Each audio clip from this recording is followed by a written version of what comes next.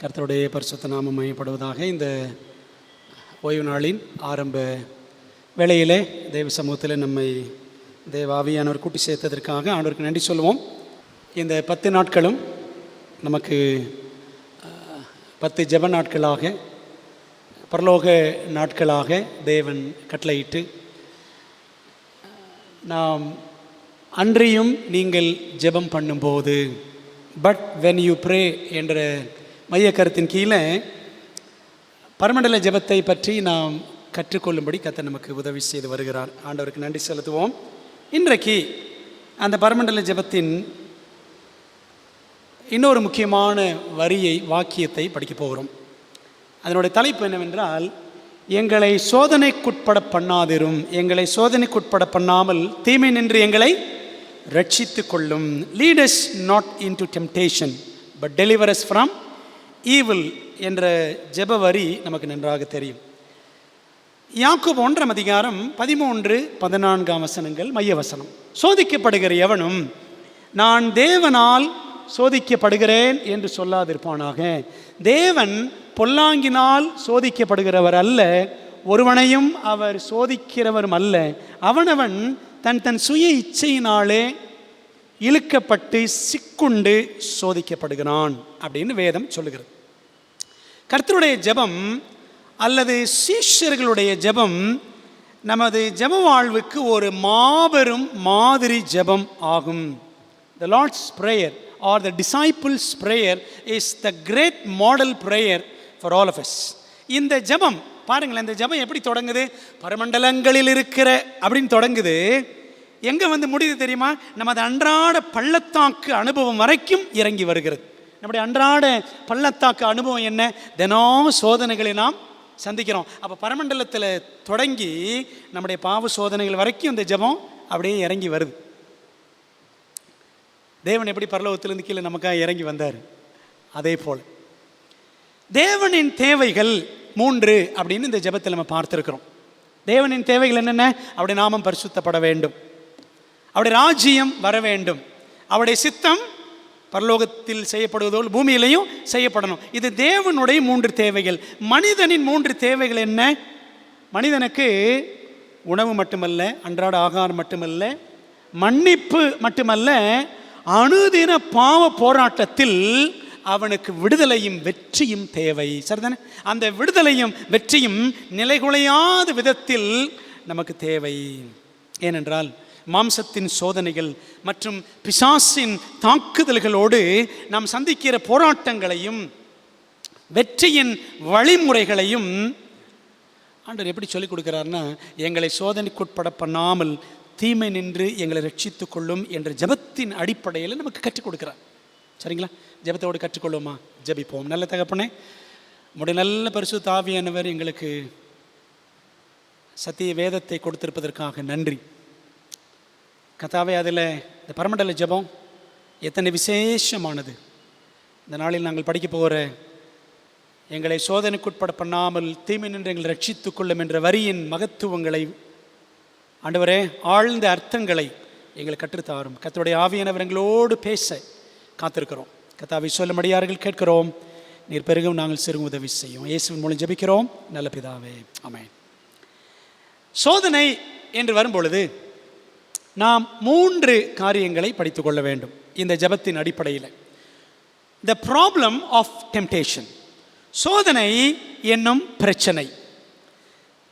இந்த வசனத்தை ஆங்கிலத்தில் பார்த்தீங்கன்னா, அந்த ஜெபத்தை பார்த்தீங்கன்னா, lead as not into temptation. தேவன் நம்மை நடத்துகிறவர், அப்படிதானே? தேவன் நம்மை நடத்துகிறவர். ஆனால் நம்மை அவர் சோதனைக்குள்ளும் நடத்துவாரோ என்றால் இல்லவே இல்லை. ஏனென்றால் தேவன் அன்பானவர், பரிசுத்தமானவர். அவர் நம்மை பாவ சோதனைகளுக்கு உட்படுத்துவது இல்லை. நம்ம வாஸ்தவம்ல யாக்கோபு 1ஆம் அதிகாரம் 13-14 வசனங்கள், தேவன் ஒருவரையும் சோதிக்கிறவர் அல்ல அப்படின்னு பார்த்தோம். ஆதாம் பாவம் செய்தான். யார் காரணம்? ஆதாமா ஆண்டவரா? யார் காரணம்? மனைவி காரணம் அப்படின்றீங்களா? சரி, இப்படி கேட்டிருக்கணும். ஆதாமா ஏவாளா ஆண்டவரான்னு கேட்டிருக்கணும். முழுக்க முழுக்க மனிதன்தான் காரணம். அவனோ என்ன செய்கிறான்? பழியை ஆண்டவர் மீது போட்டான். அப்படித்தானே? அது 3 அதிகாரம் 12ஆம் வசனம் பாருங்களேன். அவன் என்ன சொல்றான்? அதற்கு ஆதாம், என்னுடனே இருக்கும்படி தேவரீர் தந்த ஸ்திரீயானவள் விருட்சத்தின் கனியை எனக்கு கொடுத்தால் நான் புசித்தேன். ஆண்டவரே, இந்த பெண்ணை எனக்கு மனைவியா கொடுத்தீங்களே, இந்த பெண்ணை நீங்க எனக்கு கொடுக்காம இருந்திருந்தீங்கன்னா நினைச்சிருக்க மாட்டேன், நான் பழத்தை சாப்பிட்டுருக்க மாட்டேன். அப்படித்தானே சொல்றான். பாவத்தை ரசித்து ருசித்து செய்துவிட்டு அடுத்தவர் மீது பழி போடுவதே யாருடைய பிரச்சனை? நம்முடைய பிரச்சனை. எனவே சோதனை நமக்கு வரும்போது அது பிசாசின் குற்றமும் அல்ல, அது கர்த்தரின் குற்றமும் அல்ல, அது உலகத்தின் குற்றமும் அல்ல. மாறாக யார் குற்றம்? நம் குற்றமே. சரிங்களா? இப்போது ஒரு பெண் உடை அணிந்திருக்கிறாங்க, அது பார்ப்பதற்கு கவர்ச்சிகரமாக இருக்கிறதுன்னா அந்த அம்மா பார்த்து நீ அப்படி ட்ரெஸ் போடுற அப்படின்னு சொல்ல முடியுமா? புரியுதா உங்களுக்கு? பிரியமானவர்களே, இது யாருடைய குற்றமும் அல்ல. யாருடைய குற்றம்? என்னுடைய குற்றம். It's a problem within man. The heart of the problem is the problem in the heart. பிரச்சனை யார்கிட்ட தான் இருக்கு? மனுஷனுக்குள்ள தான் இருக்கு. பிரியமானவர்களே, பிரச்சனையின் இருதயம் என்ன தெரியுமா? இருதயமே பிரச்சனை. சரிதானே? நம்ம இருதயமே பிரச்சனை. We have a flawed and fallen nature that craves sin in all its vileness. We have a flawed and fallen nature that craves sin in all its vileness, that is hard to swallow, but that's the truth. நம்முடைய இயல்பு, நம்முடைய தன்மை எப்படிப்பட்ட தன்மைன்னா, கரைபடிந்த விழுந்து போன தன்மை. அதனுடைய முழுமையிலே நாம் கரைபடிந்தவர்களாக இருக்கிறோம். இந்த உண்மையை ஏற்றுக்கொள்ள கடினமானது தான், ஆனால் இதுதான் உண்மை. நான் விழுந்து போனவர்கள், கரைபடிந்த தன்மை உடையவர்கள் நீங்களும் நானும். சரிதானே? பாருங்களேன், பைபிள் சொல்லுது, எரேமியா 17:9 வாசிக்கிறோம், எல்லாவற்றை பார்க்கிலும் இருதயமே திருக்குள்ளதும் மகா கேடு உள்ளதுமாய் இருக்கிறது, இதை அறியத்தக்கவன் யார் அப்படின்னு வாசிக்கிறோம். பாருங்களேன், மார்க் 7ஆம் அதிகாரம் 21, 22 வசனங்கள் என்ன சொல்லுகிறது அப்படின்னு பார்த்தோம்னா, எப்படி எனில் மனுஷருடைய இருதயத்திற்குள்ளிருந்து பொல்லாத சிந்தனைகளும் விபச்சாரங்களும் வேசித்தனங்களும் கொலைபாதகங்களும் களவுகளும் பொருளாசைகளும் துஷ்டத்தனங்களும் கபடும் காமவிகாரமும் வன்கண்ணும் தூஷணமும் பெருமையும் மதிகேடும் புறப்பட்டு வரும். 13 காரியங்கள் நீங்கள் அதில் பார்க்கலாம். புறப்பட்டு வரும். எல்லாம் எங்கிருந்து வருது? இருதயத்திலிருந்து. 2 துறவிகள் ஒரு நாள் என்ன பண்ணாங்களாம், ஆத்தோரமாக நடந்து போயிட்டு இருந்தாங்க. அவங்க 2 பேரும் ஆற்றை தாண்ட வேண்டும். அப்படி 2 பேரும் பார்க்குறாங்க, அங்கே ஒரு இளம் பெண் ஒருத்தி இருக்கிறாள். அந்த இளம் பெண் அவளும் தவிக்கிறான். ஐயோ, எப்படி இந்த ஆற்றை தாண்ட போகிறேன்னு தெரியலையே, எனக்கு பழக்கம் இல்லையே அப்படின்னு சொல்லி இந்த இளம் பெண்ணும் அவள் தவிக்கிறாள், பதறுகிறாள், எப்படி தாண்ட போகிறேன்னு சொல்லிட்டு. அப்போ அந்த 2 துறவிகளில் ஒரு துறவி என்ன செஞ்சாராம், அம்மா நான் உனக்கு உதவி செய்கிறேன் என்று சொல்லி அந்த பெண்மணி என்ன செய்கிறாரு, அவர் தோள் மேலே தூக்கிக்கிட்டு அந்த பக்கம் ஆற்றின் மறுகரைக்கு போய் அந்த பெண்ணை உதவி செய்து விட்டு விட்டார். அந்த அம்மா போயிட்டாங்க. 2 பேரும் நடந்து போயிட்டே இருக்கிறாங்க, இந்த 2 துறவிகள். அதில் ஒரு துறவி, இவருக்கு ரொம்ப ஆச்சரியம். இன்னொரு துறவி இந்த தூக்கிட்டு வந்து துறவிட்டு கேட்குறாராம், ஐயா, நம்முடைய துறவர சட்டத்தின்படி நம்ம என்ன பண்ணக்கூடாது, ஒரு பெண்ணை, இளம் பெண்ணை நம்ம திரும்பி கூட பார்க்கக்கூடாது, தொடவே கூடாது. ஆனால் நீர் எப்படி இந்த பெண்ணை தொட்டு, அந்த பொண்ணை பார்த்து தொட்டு தூக்கி தோள் மேலே வச்சு இவ்வளோ தூரம் நடந்து வந்து இந்த கரையில் விட்டுருக்கிறீரே, இது எப்படி நீர் செய்யலாம் அப்படின்னு இந்த இன்னொரு துறவி கேட்டார். அதுக்கு இந்த துறவி என்ன சொன்னார் தெரியுமா, நான் அவளை அங்கேயே இறக்கி விட்டு விட்டேன், நீதான் அவளை இன்னும் சுமந்து கொண்டு இருக்கிறாய். என்ன சொன்னார், நான் அவளை எங்கேயே இறக்கி விட்டுட்டான்பா, என் மனசில் அவள் இல்லை, ஆனால் நீ தான் என்ன செய்கிற, உன் மனசில் அவளை சுமந்துக்கிட்டே வர்ற. பிரியமான தேவ பிள்ளைகளே, இது யாருடைய பிரச்சனைங்க? நம்முடைய இருதயத்தின் பிரச்சனை. இந்த பரமண்டல ஜெபத்தில் மனிதனின் தேவைகள் 3 அப்படின்னு நமக்கு தெரியும். பாருங்களேன், அன்றாட ஆகாரத்தை இன்று எங்களுக்கு தாரும். நிகழ்கால தேவைக்கு நான் தேவனை நோக்குகிறேன். எனக்கு இன்னைக்கு தேவை, அன்றாட தேவை, நிகழ்கால தேவை. 2வது, எங்கள் கடன்களை மன்னியும் என்று சொன்னால் பாவக்கடன்கள், கடந்த கால தேவைக்கு நான் தேவனை நோக்குகிறேன். Need of the past. 3வது, எங்களை சோதனைக்குட்பட பண்ணாமல் தீமை நின்று எங்களை ரட்சித்துக் கொள்ளும் என்று சொன்னால் என்ன அர்த்தம் தெரியுமா? எதிர்கால தேவைக்கு நான் தேவனை நோக்கி பார்க்கிறேன். எதிர்காலத்தில் சோதனைகள் எப்படி வரும், யார் மூலமாக வரும்னு தெரியாது. அப்படியானால் இந்த ஜெபத்தின் பொருள் என்ன? எங்களை சோதனைக்குட்பட பண்ணாமல் தீமை நின்று ரட்சித்துக் கொள்ளும் என்றால் என்ன அர்த்தம்னா, தேவனே என்னை கைவிடாதிரும், நீர் என்னை தனியே விட்டுவிட்டீர், என்னை தவிக்கி விட்டு விட்டீர் என்று சொன்னால் நான் பாவத்துக்குள் சறுக்கி விழுந்து விடுவேன். ஐயா, தயவு செய்து என்னைய விட்டுறாதீங்க.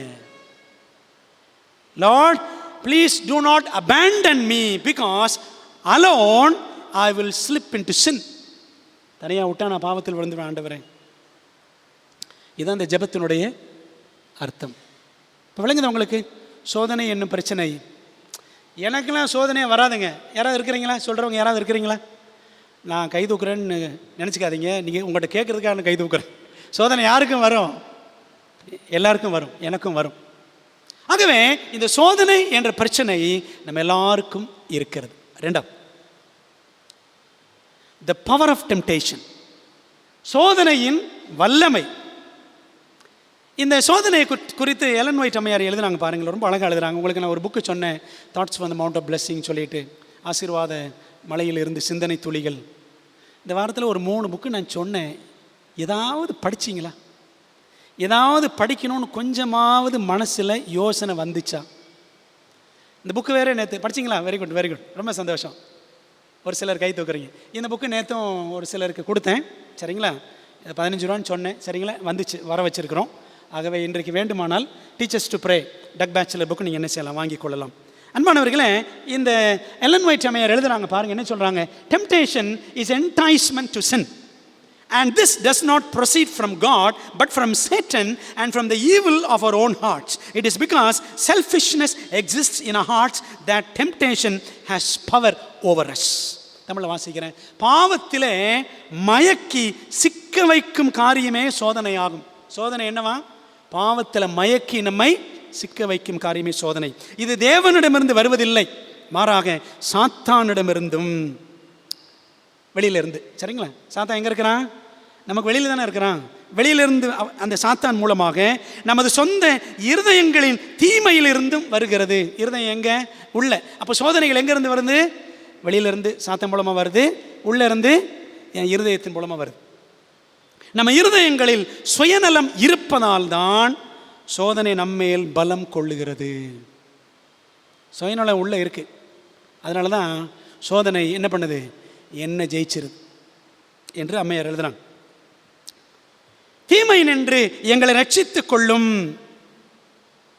டெலிவரஸ் ஃப்ரம் த ஈவில் அப்படின்றத சில மொழிபெயர்ப்பில் எப்படி இருக்குன்னா, deliver us from the evil one, பொல்லாங்கனிடமிருந்து தீயவனிடமிருந்து எங்களை ரட்சித்துக் கொள்ளும் என்றும் அர்த்தப்படுகிறது.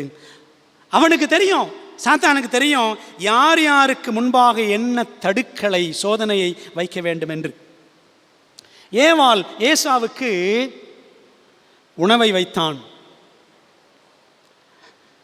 சிம்சோன் தாவீதுக்கு பெண்ணை வைத்தான்.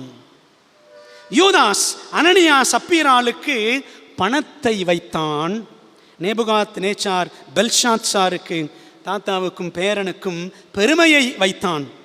நமக்கு முன்பாக ஆண்ட்ராய்டு மொபைலை வைத்தான். ஆமாவா இல்லையா?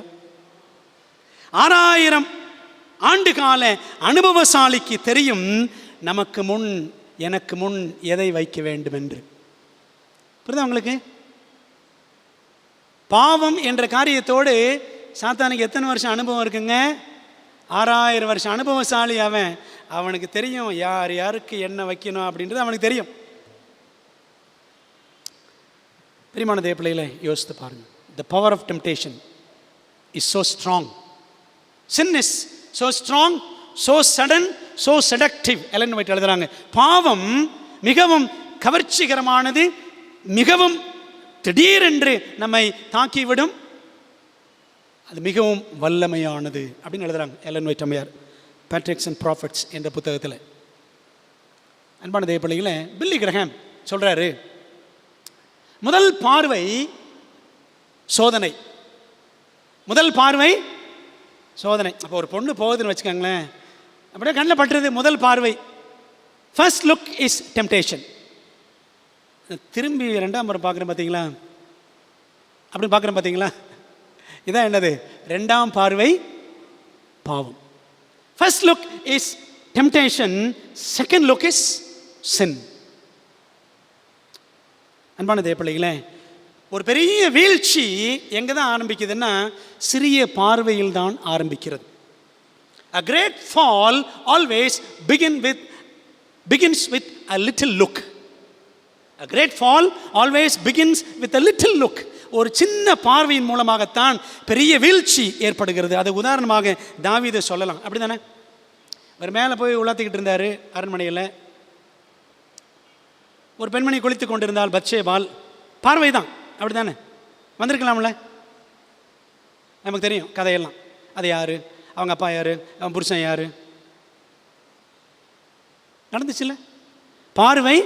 அதுக்கப்புறம் அவளை அழைத்து வர வைத்தான், அவளோடு தவறாக நடந்தான், அவள் புருஷனுக்கு வர வச்சு சாராயம் ஊற்றி கொடுத்தான், அப்புறம் அவனை யுத்தத்தில் நிறுத்தி கொலை பண்ணான். சரிதானே? அதை மூடி மறைக்கிறதுக்கு நிறைய தந்திரங்கள் எல்லாம் செய்தான். பார்த்தீங்களா? A great fall begins with a little look, a lustful look. அதனால தான் இந்த ஜெபத்துக்கு என்ன அர்த்தம்னா, எங்களை சோதனைக்குட்பட பண்ணாமல் தீமையை ரட்சித்துக் கொள்ளும் என்றால் என்ன அர்த்தம் தெரியுமா? ஆண்டவரே, இந்த சின்ன சின்ன பார்வை என்ற சோதனையிலிருந்து கூட நீங்கள் எங்களை காப்பாற்றுங்க. பிரியமான தேவ பிள்ளைகளே, இது நம்முடைய இடைவிடாத ஜெபமாக இருக்க வேண்டும். பைபிள் படிக்கிறவங்களே இடைவிடாமல் ஜெபம் பண்ணுங்கள். அதுக்காக 24 hours முழங்கல் போட்டு ஜெபம் பண்ண அப்படி அர்த்தம் கிடையாது. நம்ம எங்கே சென்றாலும், என்ன நிலையில் இருந்தாலும், வேலை செஞ்சுக்கிட்டு இருந்தாலும் நம்ம என்ன செய்யலாம்? ஆண்டவரோடு தொடர்பில் இருக்கலாம். யாக்கோபு 1:14 படிக்கிற பாருங்களேன். அந்த வசனம் சொல்லுது, அவனவன் தன் தன் சுய இச்சையினாலே இழுக்கப்பட்டு சிக்குண்டு சோதிக்கப்படுகிறான். சிக்குண்டுன்னு படிக்கிறோம் பாருங்களேன்.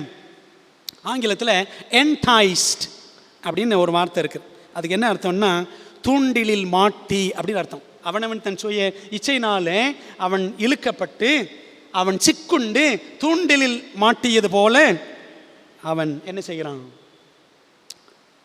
தவிக்கிறான். சிங்கிள் மீனுக்கு சோதனை வலையா தூண்டிலா?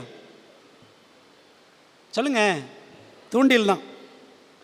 பிரியமானவர்களே, என்ன சொல்ல வரேன்னா, நம்ம இங்கே இருக்கிற ஒவ்வொரு சிங்கிள் பிலீவர், ஒவ்வொரு தனி நபருக்கும் என்னென்ன எந்தெந்த புழுவை மாட்டணும்னு நமக்கு, உங்களுக்கு எனக்கும் ஒவ்வொருத்தருக்கும் என்னென்ன புழுவை மாட்டணும்னு யாருக்கு தெரியும்? சாத்தானுக்கு தெரியும். ஒருவேளை ஒருத்தருக்கு பணம் என்ற புழுவாக இருக்கலாம், ஒருவருக்கு இச்சை என்ற புழுவாக இருக்கலாம், ஒருத்தருக்கு பதவி என்ற புழுவாக இருக்கலாம். புரியுதா உங்களுக்கு? யார் யாருக்கு என்ன புழுவை மாட்டணுமோ சாத்தானுக்கு தெரியும்.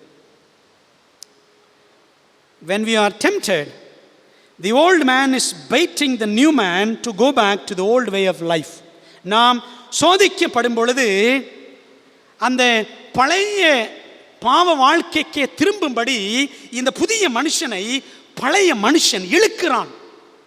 உண்மைதானே? பழைய மனுஷன் புது மனுஷன், அப்படி தானே படிக்கிறோம் பைபிளில். இந்த ஜென்ம சுபாவம் என்ன செய்யும்? தெய்வீக சுபாவத்துக்குள்ள நம்மை வளர விடாது. இந்த ஜென்ம சுபாவம் நம்மை அந்த தெய்வீக சுபாவத்தை விட்டு அந்த பாவ வழிக்கு இழுக்க பார்க்கும். சாத்தானுடைய நோக்கம் என்ன அப்படின்னா, சோதனைகளில் நம்மை பாவம் செய்ய வைத்து நம்மை அழிக்க வேண்டும் என்பதுதான் சாத்தானுடைய நோக்கம். சரிங்களா? யாக்கோபு 1:15 பாருங்களேன். யாக்கோபு 1:15, பின்பு இச்சையானது கர்ப்பம் தரித்து பாவத்தை பிறப்பிக்கும், பாவம் பூரணமாகும் போது மரணத்தை பிறப்பிக்கும். சரிதானே? அப்போ இந்த சோதனையில் பிசாசு நோக்கம் என்ன? நம்மை சாகடிக்கணும், நம்மை அழிக்கணும், ஆவிக்குரிய ரீதியாக நம்மை அழிச்சிடணும். சரிங்களா? ஆவிக்குரிய மரணம், ஸ்பிரிச்சுவல் டெத், ஆவிக்குரிய மரணம், ஆண்டவர் விட்டு பிரிச்சிடணும். அதான் ஆவிக்குரிய மரணம். அதுக்கப்புறம் என்னது? பிற்பாடு சரீர மரணம் பின்னாடி வரும், போக போக வரும் சரீர மரணம். முதல்ல என்ன வந்துடும்? ஸ்பிரிச்சுவல் டெத் வந்துடும். ஆவிக்குரிய மரணம், பாவம் செய்யும்போது என்ன ஆயிடுவோம்? தேவனை விட்டு பிரிஞ்சிருவோம். புரியுதுங்களா? அதான் ஆவிக்குரிய மரணம். பிரியமான தேவ பிள்ளைகளை, நாம் பாவம் செய்யணும், நாம் அழியணும், தேவனை விட்டு பிரியணும், கடைசியில் தேவனை கனவீனம் பண்ண வேண்டும் என்பது தான் சாத்தானுடைய நோக்கம். The power of temptation. மூன்றாவது சோதனை நின்று பாதுகாப்பு. சோதனை என்ற பிரச்சனை இருக்குது, சரிதான். இந்த சோதனை பயங்கரமானது, வல்லமை வாய்ந்தது, சரிதான். எப்படி தப்பிக்கிறது? தி ப்ரொடெக்ஷன் ஃப்ரம் டெம்டேஷன். எவ்வளவுக்கு பரிதாபமான ஒரு ஆவிக்குரிய நிலைமையில் நாம் இருக்கிறோம் என்பதை நமக்கு உணர்த்துவதற்காகவே தேவன் நம்மை சில வேளைகளில் சில குறிப்பிடத்தக்க சூழ்நிலைகளில் வைப்பார். புரியுதுங்களா? ஒருவேளை ஒரு கல்யாண வீட்டுக்கு போயிருப்போம், பயங்கரமாக இருக்கும், ரக ரக ரக ரக ரகமாக சாப்பாடு இருக்கும். தொண்டையிலே கத்தியை வை அப்படின்னு ஆண்டு சொல்கிற அந்த வசனம் கேட்குமா நமக்கு? நல்லா சாப்பிட்டுருவான், கடைசியில் வயிற்றில் கத்தியை வச்சுருவான். புரியுதா அவங்களுக்கு? ஆப்ரேஷன் ஆகி போயிடும்.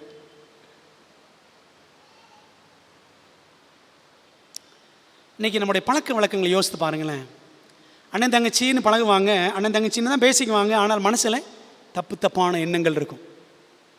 இந்த மாதிரி சூழ்நிலைகள் நம்ம எவ்வளோ பலவீனமாக இருக்கிறோன்றத நமக்கு உணர்த்துறதுக்காக சில நேரம் ஆண்டு நிச்சயவார் அனுமதிப்பான். அன்பான தேவ பிள்ளைகளை, அது இந்த காலத்தில் இருக்கும் பார்த்தீங்களா? இந்த காலம் பயங்கரமான காலகட்டம். வாலிப பிள்ளைகளுக்கு மிகவும் மோசமான ஒரு காலகட்டம். சோதனைகள் பயங்கரமாக வரும். சோதனைகள் பாக்கெட்டுக்குள்ளே இருக்குது, அப்படி தானே? சோதனை எல்லாம் பாக்கெட்டுக்குள்ளே இருக்குது. நெட்டு வேணும், அப்படி தானே? எல்லாம் நெட்டுக்குள்ளே தான் சிக்கியிருக்கிறோம். இன்டர்நெட்டை சொல்கிறேன், சரி தானே? எல்லாமே நெட்டுக்குள்ளே தான் மாட்டியிருக்கிறோம். பிரியமானவர்களை, யோசித்து பாருங்கள். சோதனை நின்று பொல்லாங்கனிடமிருந்து தப்பும் வழிகள் என்ன செய்யணும்? பைபிள் சொல்லுது, 1 யோவான் 5:19 வாசிக்கிறோம், உலகமே பொல்லாங்கனுக்குள் கிடக்கிறது. அப்படி தானே படிக்கிறோம்? உலகமே பொல்லாங்கன். யார் பொல்லாங்கன்? சாத்தான். உலகமே சாத்தானுக்குள்ளே கிடக்கு. நம்ம என்ன செய்யணும்? 4 காரியங்கள் வேகமாக சொல்ல போகிறேன். 4 காரியங்கள் குயிக்கா. Number 1, let Christ indwell. கிறிஸ்து உள் வசிக்கட்டும். அம்மையார் எழுதுறாங்க பாருங்களேன், கிறிஸ்துவின் நீதியில் வைக்கும் விசுவாசத்தின் மூலமாக அவர் நமது இருதயத்தில் வாசம் செய்வது மாத்திரமே தீமைக்கு எதிரான ஒரே பாதுகாப்பு ஆகும். பார்த்தீங்களா எவ்வளோ அழகாக இருக்கிறாங்க? The only safeguard against evil is the indwelling of Christ in the heart through faith in his righteousness. என்னுடைய நீதி அல்ல, இயேசுவின் நீதியை நம்பி அவர் மீது வைக்கிற விசுவாசத்தின் மூலமாக கிறிஸ்து நமக்குள்ள வாசம் பண்ணுவார். பார்த்தீங்களா? அதுதாங்க நமக்கு ஒரே பாதுகாப்பு. அதான் நமக்கு ஒரே பாதுகாப்பு, வேறு பாதுகாப்பே கிடையாது. ஏசப்பா நமக்குள்ளே இருக்கணும். சரிங்களா? எபேசியர் 3:17 வாசிக்கிறோம், விசுவாசத்தினாலே கிறிஸ்து உங்களை இருதயங்களில் வாசமாக இருக்கவும். அதான் முக்கியம். கிறிஸ்து விசுவாசத்தின் மூலமாக நமக்குள்ளே இருக்கணும். இதுதான் ஒரே பாதுகாப்பு. 2வது, ஆவியானவர் தேவ அன்பால் நம்மை நிரப்பட்டும். Let the spirit fill us with God's love. தேவ ஆவியானவர் அந்த தெய்வீக அன்பினால் நம்முடைய இருதயங்களை நிரப்பணுங்க. உலகத்தின் அன்பால் அல்ல, உன்னதரின் அன்பால் நம் உள்ளம் நிரம்ப வேண்டும். பைபிள் சொல்லுது 1 யோவான் 2:15 உலகத்திலும் உலகத்தில் உள்ளவைகளிலும் அன்பு கூறாதிருங்கள். ஒருவன் உலகத்தில் உள்ளவைகளில் அன்பு கூர்ந்தால் அவனிடத்தில் என்ன இல்லை? பிதாவின் அன்பு இல்லை. பிரியமானவர்களே, அப்போ உன்னத தேவனுடைய அன்பால் நம்முடைய உள்ள நிரம்பணும். அந்த உன்னதத்தின் தேவ அன்பை நம் உள்ளத்தில் யாருங்க ஊற்ற முடியும்? ஆவியானவர் மட்டும்தான் ஊற்ற முடியும். ரோமர் 5:5 அதை தான் வாசிக்கிறோம் பாருங்களேன். மேலும் நமக்கு அருளப்பட்ட பரிசுத்த ஆவியினாலே தேவ அன்பு நம்முடைய இருதயங்களில் ஊற்றப்பட்டிருக்கிறபடியால், பார்த்தீங்களா, தேவ ஆவியானவர் தான் அந்த தெய்வீக அன்பை நம் உள்ளத்தில் ஊற்ற முடியும். எப்படி தெரியுமா? ஜெபம் பண்ணணும், ஆண்டோட வசனங்களை வாசிக்கணும், வசனங்களை மனப்பாடம் பண்ணணும், ஆண்டவரை நோக்கி பாட்டு பாடி துதிக்கணும், தேவனோட ஒரு உறவு, ஒரு தொடர்பு இருக்கணும். இப்படி இருந்தால் தாங்க ஆவியானவர் தேவ அன்பை உள்ளத்தில் ஊற்றுவார். திறந்து விட்டால் தானேங்க குழாய் நிரம்பும். சரிதானே? கீழே காலி பாத்திரம் இருந்தால் தானேங்க குடம் நிரம்பும். சரிதானே? பாருங்களேன். அப்போது தேவனுக்கு முன்பாக நம்ம வெறுமையாக்கணும், ஆண்டவரை தேடணும். தேவன் அம்மையார் எழுதுறாங்க, தேவன் நம்மீது வைத்திருக்கும் அன்பை அறிந்து விசுவாசியுங்கள், நீங்கள் பாதுகாப்பாக இருப்பீர்கள். அந்த அன்பு சாத்தானின் அனைத்து வஞ்சகங்களும் திடீர் தாக்குதல்களும் துளைக்கக்கூடாத கோட்டையாக இருக்கிறது. பார்த்தீங்களா? இப்போ தேவன் நம்ம மேலே எவ்வளோ அன்பு வச்சிருக்கிறான்றதை அறிஞ்சு விசுவாசிக்கணும். Know and believe the love that God has to us, and you are secure. And that love is a fortress impregnable to all the delusions and assaults of Satan. Mount of Blessing, பக்கம் 119. அப்போ அந்த தேவ அன்பு, அதை நம்ம ருசிக்கணும். அந்த அன்பை நாம் மறக்கக்கூடாது. அந்த அன்பில் நிலைச்சு நிற்கணும். அந்த அன்பை விசுவாசிக்கணும். அந்த அன்பு கோட்டை மாதிரிங்க. படித்தோம்ல இந்த வருஷத்தின் ஆரம்பத்தில், கோட்டை, சீயோன் கோட்டை. யார் சீயோன் கோட்டை? தேவனுடைய சபை தான் கோட்டை அப்படின்னு படித்தோம். சரிதானே? அதே மாதிரி தேவனுடைய அன்பு இருக்கேன், அவருடைய அன்பு கோட்டையாம். இந்த கோட்டைக்குள்ளே யார் நுழைய முடியாது, சாத்தான் தொலைக்க முடியாது. இந்த தேவ அன்பு நம்முடைய இருதயங்களில் இல்லாதனால தான் அட்ராக்ஷன்ஸ், டெம்டேஷன்ஸ், கவர்ச்சிகள், சோதனைகள் நம்ம என்ன பண்ணுது, இழுத்து நம்மை பாழ்படுத்தி விடுகிறது. மூன்றாவது, முதல்ல என்ன பார்த்தோம்? கிறிஸ்து நம்ம உள்வசிக்க வேண்டும். இரண்டாவது, தேவ ஆவியினால் அவருடைய அன்பு நம்முடைய உள்ளத்தில் நிரம்பணும். ஆவியானவர் இருந்தால் என்ன செய்வார்? வழி இதுவே, இதில் நடவுங்கள் அப்படின்ற சத்தத்தை நம்ம கொடுத்து நம்ம சரியான வழியில் நடத்துவார். ஏசாயா 30:21 வாசிக்கிறோம். மூணாவது, தேவ வாக்கு தத்தங்களை வசப்படுத்தி கொள்ளுங்கள். Personalise God's promises. அவனுடைய வாக்கு தத்தங்களை எனதாக்கி நமதாக்கி கொள்ள வேண்டும். எங்களை சோதனைக்குட்பட பண்ணாமல் தீமை நின்று எங்களை ரட்சித்துக் கொள்ளும் என்ற ஜெபமே ஒரு வாக்கு தத்தமாகும். எலன் ஒயிட் எழுதுறாங்க, அந்த ஜெபம் இருக்கு பார்த்தீங்களா, lead us not into temptation but deliver us from evil. that itself, that prayer itself is a promise. அதுவே ஒரு வாக்கு தத்தமா அந்த ஜெபம். பைபிளில் நிறைய வாக்கு தத்தங்கள் இருக்குல்ல. வலுவாதபடி உங்களை காக்க வல்லவரும், தமது மகிமையுள்ள சன்னிதானத்தில் உங்களை மாசற்றவர்களாய் நிறுத்த வல்லவரும். யூதா 24 படிக்கிறோம், வலுவாதபடி நம்மை காக்க வல்லவர். 1 கொரிந்தியர் 10:13 படிக்கிறோம், அவர் உண்மையுள்ளவர். எதில் உண்மையுள்ளவர்? சோதனையில் இருந்து சோதனையோடு கூட அதற்கு தப்பிக்கொள்ளும்படியான போக்கையும் அவர் உண்டாக்குவார். ஆண்டவர் எப்படிப்பட்டவரா? அந்த சோதனையிலிருந்து தப்பிக்க நமக்கு போக்கை உண்டாக்குகிறவர். நம்ம சோதனைக்குள்ளே கழுத்து பிடிச்சி தள்ளுறவர் கிடையாது ஆண்டவர். சரிதானே? சோதனையிலிருந்து தப்பிக்க வழி செய்கிறவர். வாக்குத்தத்தம் 1 கொரிந்தியர் 10:13, லூக்கா 10:19 படிக்கிறோம். இதெல்லாம் சில வாக்குத்தத்தங்கள் உங்களுக்கு ஞாபகப்படுத்துறதுக்காக போட்டிருக்கேன். இதோ சர்ப்பங்களையும் தேள்களையும் மிதிப்பீர்கள். படிக்கிறோம்ல. சாவுக்கு ஏதுவான எந்த விஷயம் உங்களுக்கு ஒன்றும் செய்யாது. படிக்கிறோம் அந்த வசனத்தை. நான் உங்களுக்கு படிக்கிறேன் பாருங்களேன். லூக்கா 10:19 சில வசனங்களை போட்டிருக்கோமா? ஓகே. இதோ சர்ப்பங்களையும் தேள்களையும் மிதிக்கவும் சத்ருவினுடைய சகல வல்லமையும் மேற்கொள்ளவும் உங்களுக்கு அதிகாரம் கொடுக்கிறேன், ஒன்றும் உங்களை சேதப்படுத்த மாட்டாது. அது மாதிரி நீதிமொழிகள் 18:10 நமக்கு தெரியும், கர்த்தரின் நாமம் பலத்த துருகம், நீதிமான் அதற்குள் ஓடி சுகமாயிருப்பான். ஏசாயா 59:19 படிக்கிறோம், அழகா அங்கே வாசிக்கிறோம். வெள்ளம் போல் சத்துரு வரும் பொழுது ஆவியானவர் தாமே என்ன செய்வாராம்? கொடியேற்றுவார் அப்படின்னு படிக்கிறோம். பிரியமானவர்களே, இன்னும் எத்தனையோ வாக்கு தத்தங்கள் வேதாமத்தில் 8810 வாக்கு தத்தங்கள். நிறைய பேர் 3000 4000 சொல்லுவாங்க. அதெல்லாம் கிடையாது. ஒருத்தர் கரெக்டாக எண்ணி 1.5 வருஷமாக பைபிள் ஆராய்ச்சி பண்ணி எண்ணி கண்டுபிடிச்சாராம். 8810 வாக்கு தத்தங்கள் பைபிளில் இருக்கு. அதுக்கு ஒரு ஸ்டோரியே இருக்கு. எத்தனையோ வாக்கு தத்தங்களை ஆண்டு கொடுத்திருக்கிறாரு. இந்த வாக்கு தத்தங்களை என்ன செய்யணுமா? நம் வசப்படுத்தி கொள்ள வேண்டும். சும்மா கடமைக்கு பைபிள் படிக்கிற மாதிரி போயிடக்கூடாது. வசனங்கள் மனசில் நாம் இருத்தி வைக்க வேண்டும், சோதனைகளை ஜெயிப்பதற்கு. நலம், கடைசியா நலம், ஆவிக்குரிய போராயுதங்களை அணிந்து கொள்ளுங்கள். வேர் யுவர் ஹோல் ஆர்மர். ஆவிக்குரிய போராயுதங்களை அணிந்து கொள்ளுங்கள். ஆண்டவர் இயேசு கிறிஸ்து ஜெபித்து உபவாசித்து வசனம் கூறி சாத்தானை ஜெயித்தார்.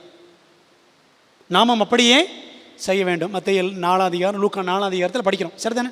அதெல்லாம் நமக்கு தெரிஞ்சதும். அதே போல் பாருங்கள், இயேசுவானவர் ஜெபம், உபவாசம், வசனம் இதெல்லாம் அவர் வாழ்க்கையில் இருந்துச்சு. எபேசியர் 6 அதிகாரம் படித்தோன்னா 7 போராயுதங்கள், தேவனுடைய சர்வாயுத வர்க்கம் என்று 7 ஆயுதங்களை பற்றி நம்ம படிக்கலாம். எபேசியர் 6 10-18 வரைக்கும். அதை நீங்கள் 2 கொரிந்தியர் 10 அதிகாரம் 3, 4, 5 வசனங்கள் படித்து பார்த்தீங்கன்னா பவுல் சொல்லுவார், எங்கள் போராயுதங்கள் மாம்சத்துக்கேற்றவைகள் அல்ல, ஆவிக்குரிய போராயுதங்கள் அப்படின்னு எழுதியிருப்பார். அது என்னென்ன அப்படின்னு பார்த்தீங்கன்னா அந்த 7ஐயும் பாருங்களேன். அது சுருக்கமாக பார்ப்போம், எல்லாம் அவ்வளோ டீட்டெயிலாக போகல, ஜஸ்ட் உங்களுக்கு பாயிண்ட் மட்டும் சொல்கிறேன்.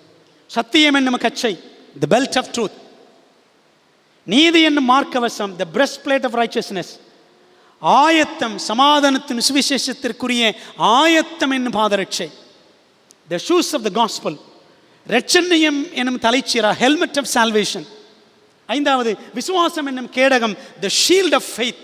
6வது ஆவியின் பட்டயம், the sword of the spirit, அவனுடைய வசனம், ஆவியின் பட்டயம். 7வது ஜெபம் என்னும் போராயுதம், தி வெப்பன் ஆஃப் பிரேயர். அப்படின்னு இந்த 7 காரியங்களை பவுல் எழுதியிருப்பார் எபேசியர் 6 அதிகாரத்தில்.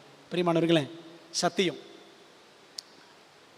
நீதி, கிறிஸ்துவின் நீதி, சத்தியத்தை எப்பொழுதும் சொல்ல வேண்டும் என்ற அந்த ஆயத்தம் என்ற பாதரட்சை, ஹெல்மெட். ஹெல்மெட் எவ்வளோ முக்கியம், அப்படி தானே? ரட்சிப்பு என்ற தலைச்சீரா, விசுவாசம் என்னும் கேடகம், ஆவியின் பட்டயமாகிய வசனம், ஜெபம் என்று போராயுதம். இந்த காரியங்களை நம்முடைய வாழ்க்கையில் நம்ம என்ன செய்யணுமா? எப்பொழுதுமே தரித்திருக்க வேண்டும். அன்பான தேவ பிள்ளைகளே, நீங்களும் நானும் சோதனைக்கு எதிர்த்து நிற்க பலன் உள்ளவர்களாக நாம் இருந்திருப்போம் என்றால் எங்களை சோதனைக்குட்பட பண்ணாமல் தீமை நின்று எங்களை ரட்சித்துக் கொள்ளும் என்ற ஜெபம் அவசியப்பட்டிருந்திருக்காது. அப்படி தானே? அப்போ என்ன அர்த்தம்? சோதனைகளை ஜெயிக்க நம்மில் நாமே பலனற்றவர்களாக நாம் இருக்கிறோம். தாவீது, பேதுரு, இவர்கள் எல்லாரும் திருச்சபையின் தூண்கள். அப்படிதானே? அப்படிதான் சொல்லணும். ஆனால் அவர்களே சோதனையில் விழுந்தார்கள் என்றால், கூடவே இருந்த பேதுரு ஆண்டவர் மறுதலிச்சிட்டார். சங்கீதமெல்லாம் எழுதின பத்சேபா, தாவீது பத்சேபால் விஷயத்தில் விழுந்துட்டார்.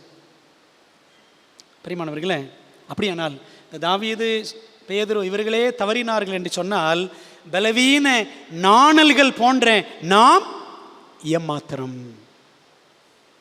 தேவன் நம்மை கைவிட்டால் நம்முடைய நிலைமை என்னவாகும்? பிரியமானவர்களே, ஆண்டவர் இயேசு கிறிஸ்து கெத்செமனே தோட்டத்தில் சொன்னார். அவர் சொன்ன ஆலோசனை அதான் நாம் பார்க்க போகிற கடைசி வசனம். மத்தேயு 26:41 வாசிக்கிறோம். நீங்கள் சோதனைக்குட்படாதபடிக்கு விழித்திருந்து ஜெபம் பண்ணுங்கள். விழித்திருங்கன்னு என்ன அர்த்தம்? கேர்ஃபுல்லாக இருந்து, இரவோ பகலோ எங்கேனாலும் சரி, வேலை செய்கிற இடமோ வீடோ, இதை பார்க்குறோம் காட்சிகள் எதுனாலும் சரி, விழித்திருந்து ஜெபம் பண்ணுங்கள். அப்போ தான் சோதனைக்கு உட்பட மாட்டோம். பிரியமானவர்களே, ஆண்டவருக்கு நம்ம ஒப்புக் கொடுப்போம். தேவன் நம்மை ஆசீர்வதிப்பாராக. ஜெபிப்போம். நல்ல தகப்பனே, இந்த பரமண்டல ஜெபத்தில் எங்களை சோதனைக்கு உட்பட பண்ணாமல் தீமின்றி ரட்சித்துக் கொள்ளும் என்ற ஜெபத்தினுடைய அர்த்தத்தை புரிஞ்சுக்கிட்டோம். எங்களுக்கு இன்னும் ஆவியானவர் ஆழமாய் உணர்த்தும். இந்த வசனங்கள் எங்கள் மனசில் கிரியை செய்யட்டும். இந்த சத்தியம் எங்கள் மனதை விட்டு நீங்காதிருக்கட்டும். தேவ ஆவியானவர் இந்த சத்திய வார்த்தைகளை எங்கள் இருதயத்தில் முத்திரை போடும். நாங்கள் திருவசனத்தை கேட்கிறவர்களாக மாத்திரமல்ல ஆண்டவரே, அதன்படி நடக்கிறவர்களாகவும் எங்களை மாற்றி, இயேசுவானவர் எப்படி சோதனைகளை சாத்தானை ஜெயித்தாரோ அப்படி போல நாங்களும் ஜெயிக்க எங்களுக்கு உதவி செய்யும்படி இயேசுவின் நாமத்தில் ஜெபிக்கிறோம் நல்ல பிதாவே. ஆமென்.